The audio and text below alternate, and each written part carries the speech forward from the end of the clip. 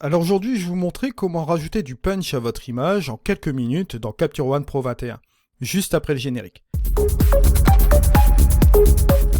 Bonjour à toutes et à tous, mon nom est Eddie Kinol. Si vous débarquez pour la première fois sur ma chaîne YouTube, je vous souhaite la bienvenue. Ici, on parle de post-production traditionnelle et créative. Et aujourd'hui, on va parler de Capture One Pro 21. Avant de commencer le tutoriel, je tenais à vous faire parvenir une information, c'est que vous pouvez bénéficier d'une réduction supplémentaire si vous décidez d'acquérir Capture One Pro 21 avec mon coupon code Eddie Kinol. Cette offre est valable aussi si vous voulez upgrader de Capture One Pro 20 vers Capture One Pro 21 et également sur les packs de style. Alors sans plus attendre, on va se rendre directement sur ce tuto et on va rajouter un petit peu de punch sur cette image. Ici, pour commencer, je ne vais pas jouer avec la balance des blancs, je vais la laisser telle quelle. La chose qu'on va faire ici, c'est que je note que j'ai un voile atmosphérique, d'accord, de la brume atmosphérique juste sur cette image. Je vais aller directement dans un outil pratique de Capture One Pro 21 qui est la correction de voile, bien sûr, qui va me permettre de chasser ce voile atmosphérique.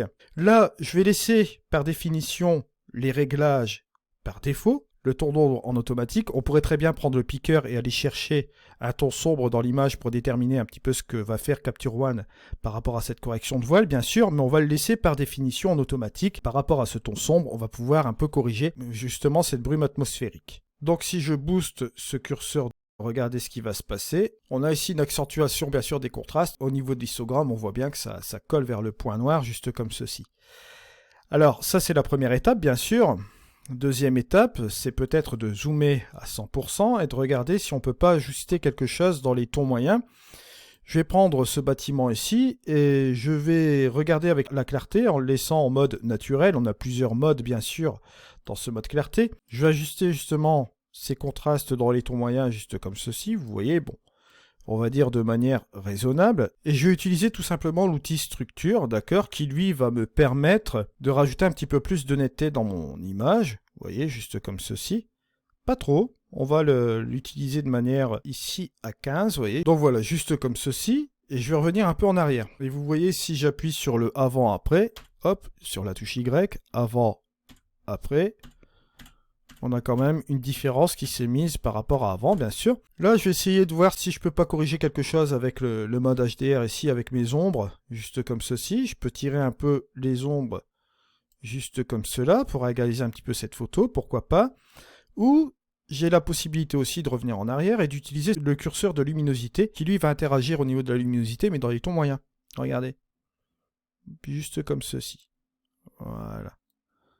Peut-être à 10, voilà, juste comme ceci. Et je vais terminer par ajouter un peu de saturation sur mon image, regardez. Hop. Juste comme cela.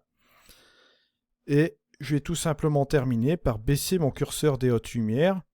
Voilà, ce qui peut aider. Ça va interagir directement sur toutes les hautes lumières de mon image que vous voyez ici, notamment dans le ciel et un petit peu dans cette zone que vous voyez là.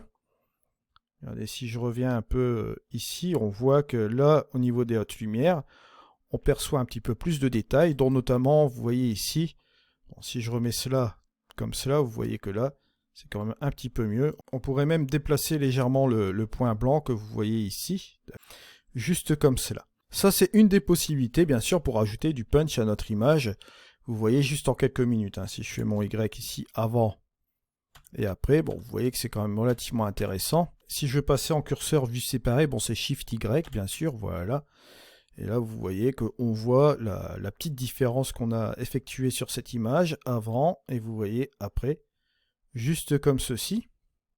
En utilisant les fonctions de base de Capture One, vous voyez, ça c'est une des possibilités. Je vous ai montré un petit développement comme cela. On pourrait très bien utiliser l'outil couleur de Capture One Pro 21, mais là je voulais vraiment vous faire une édition simple, vous voyez, d'un fichier RAW en utilisant les fonctions de base de Capture One Pro 21, et vous voyez que ça a été fait en quelques minutes, juste comme ceci.